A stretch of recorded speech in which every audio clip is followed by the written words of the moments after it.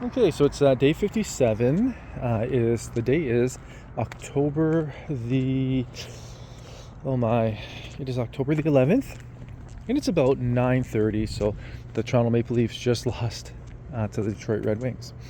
And anyways, I want to, before I get back to where I'm currently staying, I want to talk about something. So the owner, he shared a lot of information about the things that have been taking place since I moved in. So his mother apparently has been complaining a lot about a lot of things, and he just said it really puts him in an awkward position. And it's his mom, and he's worried for her, and he said this is like a patternized behavior. And but he mentioned that one of the things that she said, he said like she was really angry because she was telling him that that she's been talking to me about certain things or bringing up certain things. He said like the bag, for instance, that she was missing her bags. And sorry, I gotta complete my sentences before I move on to the next one. So talking to him about different things, or talking to me about different things, and that I wasn't taking them seriously, and she felt like I was just humoring her, and she felt very awkward to talk to me like directly or to be direct about anything. So then that's why she didn't want confrontations. She's not a non-confrontational person, as he was saying.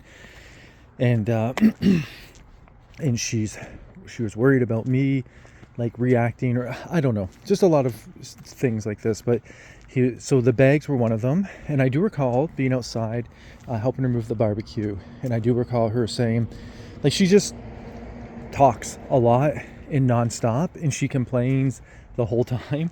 So when she's complaining about things, I just listen, but she talks nonstop, and I don't think she realizes that.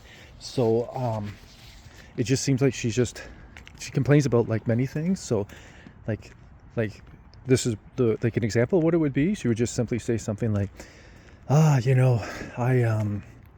sometimes I can't find things. I have my bags, and I have my grocery bags set aside, and and I can't find them, and I don't know, they just seem to grow legs, and they're gone. I'd say okay. So I didn't know she was actually asking if I took them or even hinting in that direction. And then so he said, maybe if you could just probe, or like understand that she doesn't ask things directly. And so when he said that, I was just thinking, well, I don't think you fully understand. Like she just rants a lot. So that's, I can't pause her every moment to ask her, is this about me? Is this about me? She actually has to learn how to communicate properly. And that would be my suggestion. Also too, her ranting to me, I'm the roommate. It makes me feel very uncomfortable. And if she notes that, it's because I do feel very uncomfortable. But anyways, but another thing that he said is that she was talking to me about how she's struggling financially, and she needs help with the bills. And he said that she said she brought that up to me, and she felt like I just brushed her off. And when he said that to me, I was thinking, I don't recall that. And then today, when I was watching the hockey game, I was thinking, oh goodness, I guess like I remember coming in the one time, this is after she yelled at me the first time, and then she wrote a note of apology, and then it was just really awkward being around her. But I noticed she flipped back to like, I didn't like her being that comfortable with me. So I'll just start this from the beginning. I found when I first moved in, she was like very it's like very clingy, and every time I was near her, she would like if I was in the kitchen, she would talk and talk and talk and talk, but she would tell me very personal details about her life.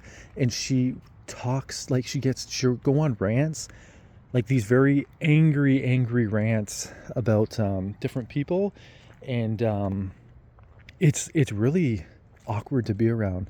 The one person passed away, and she was like basically talking about how she's happy that person passed away, and there's so much hate and anger coming from her eyes, and like she's animated and everything. And so anyway, so I don't like I don't like establishing a relationship where personalities, like I get that she's got different things going on, but I don't want to like her to feel comfortable talking, like venting to me about these things, because this isn't just a like a 5 or 10 minute conversation. This can be like a half an hour, 45-minute rant, and it's really disruptive to like when I've got things I like to do. I like to stay on schedule, and I don't like gossip, and I don't like the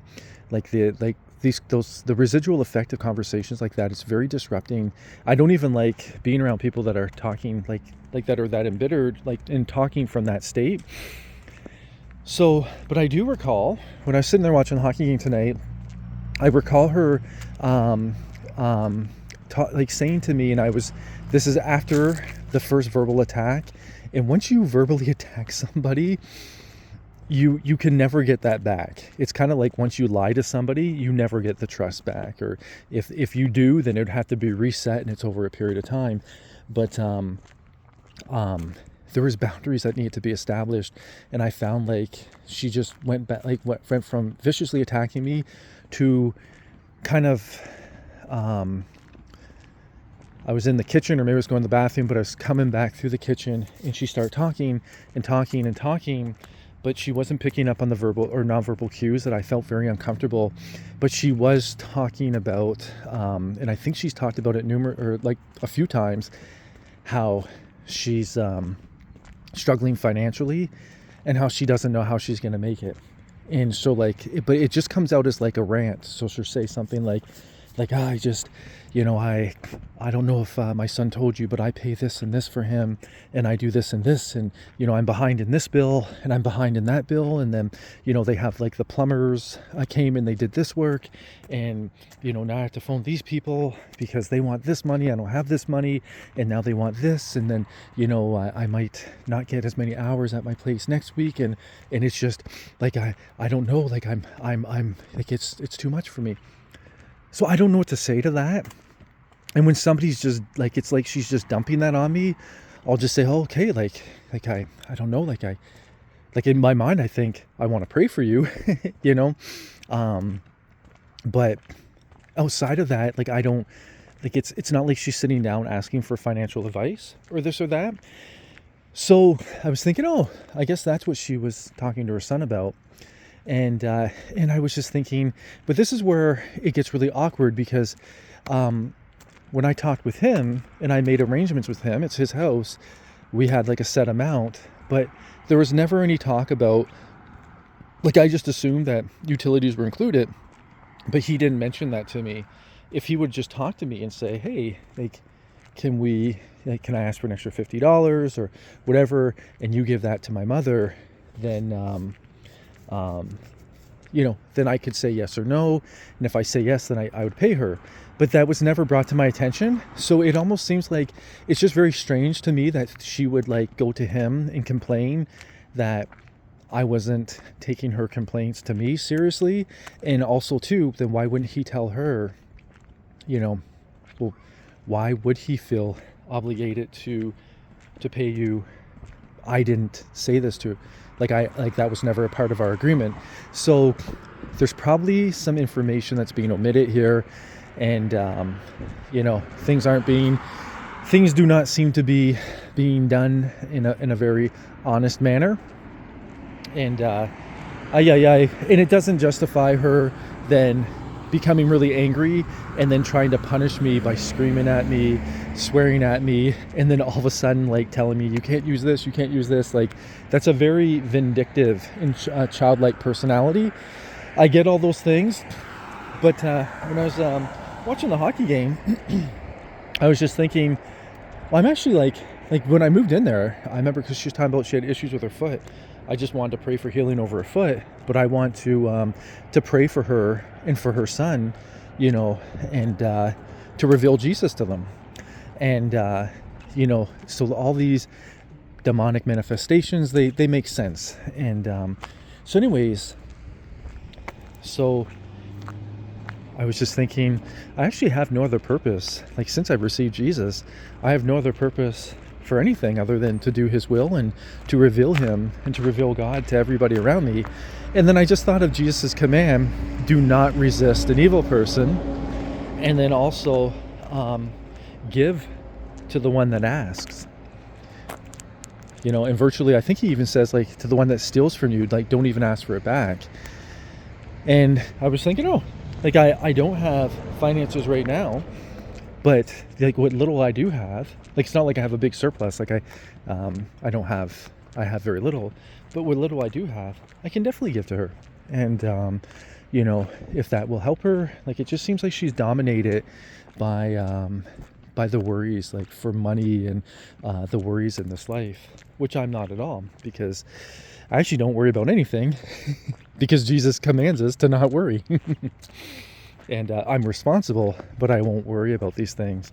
And even if I'm in a spot that seems bad to everybody else, no, I'm just going to keep seeking the kingdom of God and his righteousness, and I'll allow him to do what he does. So anyway, so I was thinking, oh, okay, well that's easy.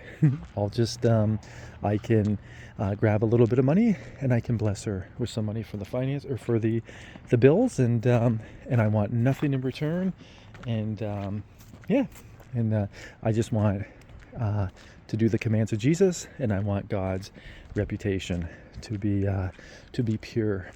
And so I was thinking about that tonight, and the Holy Spirit convicted me, so that's what I'll do, and I'm happy to do it. Happy to do it either way.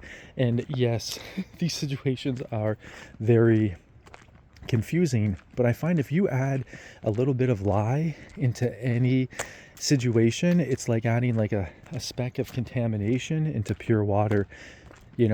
All the water's impure now, and if you add enough contaminants into that pure water, then it becomes very murky. So what was once transparent is now translucent, and then it becomes murky and murkier. So that's just part of it. I understand that. And but anyways, I'm just here to serve Jesus. So God bless you, and I'm gonna go have a good night's sleep, and I'm excited for tomorrow.